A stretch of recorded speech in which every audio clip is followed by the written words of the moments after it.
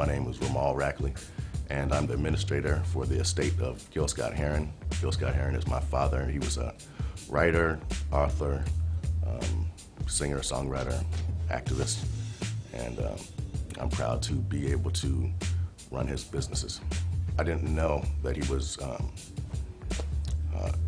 entertainer when I was growing up. I actually didn't meet until I was 11, and we had an event at my middle school where he was going to come to speak to my class, which was nerve-wracking because, you know, as a kid, you don't want your parents coming about anything. You're like, please, oh no, it's not going to work. But all the kids thought he was cool, and you know, the teachers were impressed, so it made me a little bit better. But no, it's just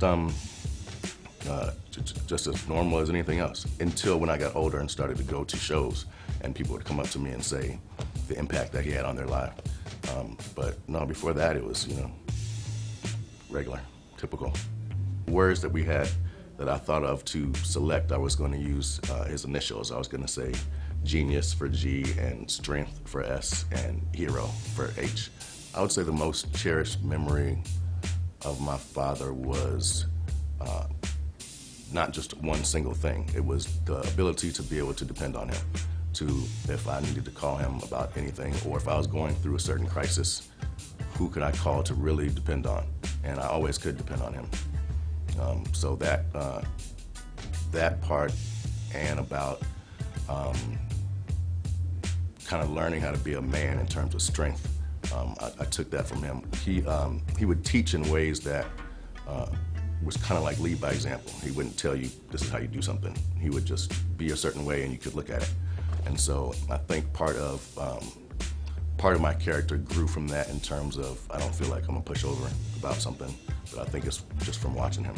I think one thing that people don't know about my father was his loving side. A lot of times people feel like he was a revolutionary, or he was trying to get a point across or fight some type of injustice, but that he was actually very loving in terms of to me, and in terms of to even my daughters. I have 2 daughters now, but I had one daughter that he was able to see.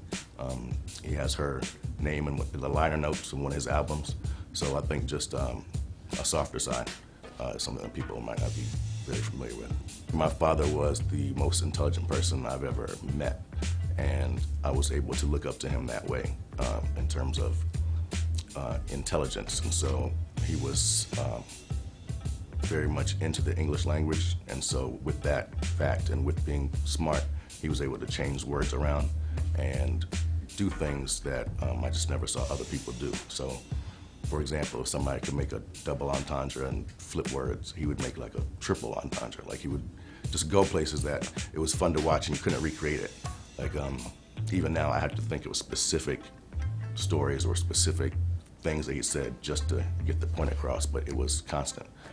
So I would say just the quick-wittedness was almost like a show, just fun to watch, fun to be around. It was very fun to be around because his mind worked in ways that I haven't seen other people's do.